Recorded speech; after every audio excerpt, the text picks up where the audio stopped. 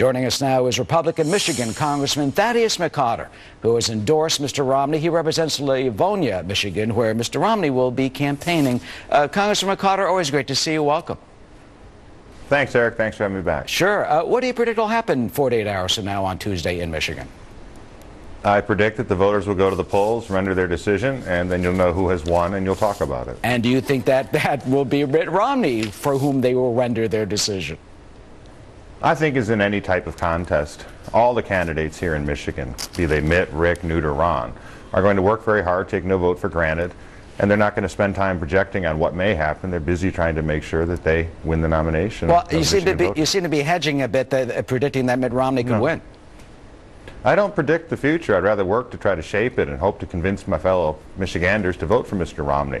At the end of the day, less time spent on speculation and more time working on articulation of the issues like the economy that are so important to my fellow Michiganders is what's going to win this nomination. Well, back in 2008, let's look at the board. He got 38.9% of the vote against John McCain, 30% of the vote, basically. Does he have to beat those numbers against Santorum, do you think? Or if he doesn't, you know, if he loses to Santorum, man, oh man. It's going to be a marathon, but Eric, in terms of what's happening, this is the first attempt to get delegates after the non-binding delegates were chosen in Arizona, in Missouri, in Minnesota, and Colorado. So I think that Mr. Romney's doing very well in Arizona. I think that if he wins Michigan, he is one of the first two states that have delegates up for grabs since the time where Mr. Santorum did very well. And in the end, no one state is going to determine this. It's a very volatile time in the life of the country. The electorate's doing everything they can to make prudent choices about who should be in office to try to put us back on the right track. This is happening now. It's going to happen in November. And I think that as we continue to go forward, you're going to see ups and downs for all the candidates. And just as if Mr. Romney does well or does not do well in Michigan, it doesn't mean Mr. Santorum or Mr. Gingrich or Mr. Paul is going to cease campaigning. One of the you ran for president yourself, and in June when you ceased your campaign, you called it the Mitt Romney Obama ticket. You said that basically they're more like running mates, and that's a quote. Then you endorsed Romney. Does that give an indication that Romney has not gotten the traction he needed among conservatives, which is why Santorum has been doing so well? No, I think that in many ways Mr. Romney, through no fault of his own, has become a symbol of the establishment.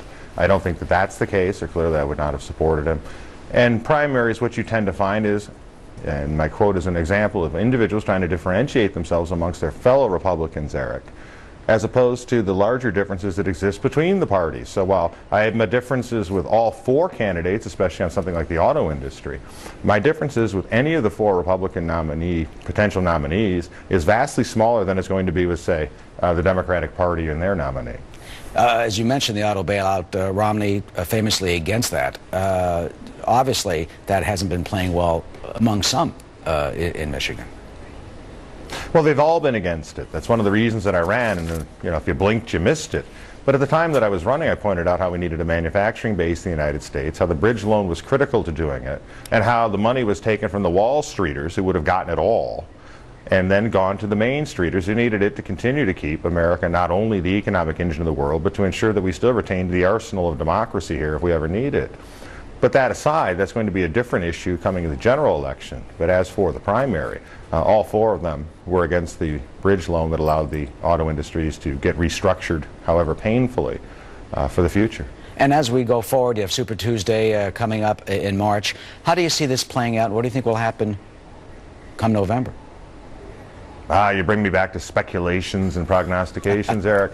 I think that what's going to happen is you're going to have to put forward your views, especially on the economy, especially on getting America back on track so that the new normal of 8% or higher unemployment that the Obama administration seems to be quite content with is no longer considered acceptable by the American people, so that we can continue to see America restructure government fundamentally so that we have a 21st century citizen-driven government, and that the painful decisions that were made for the auto industry to get them competitive and viable in the 21st century are now finally mirrored by Washington, which seems to be rejecting the very concept that they have to change, just as we have all had to change.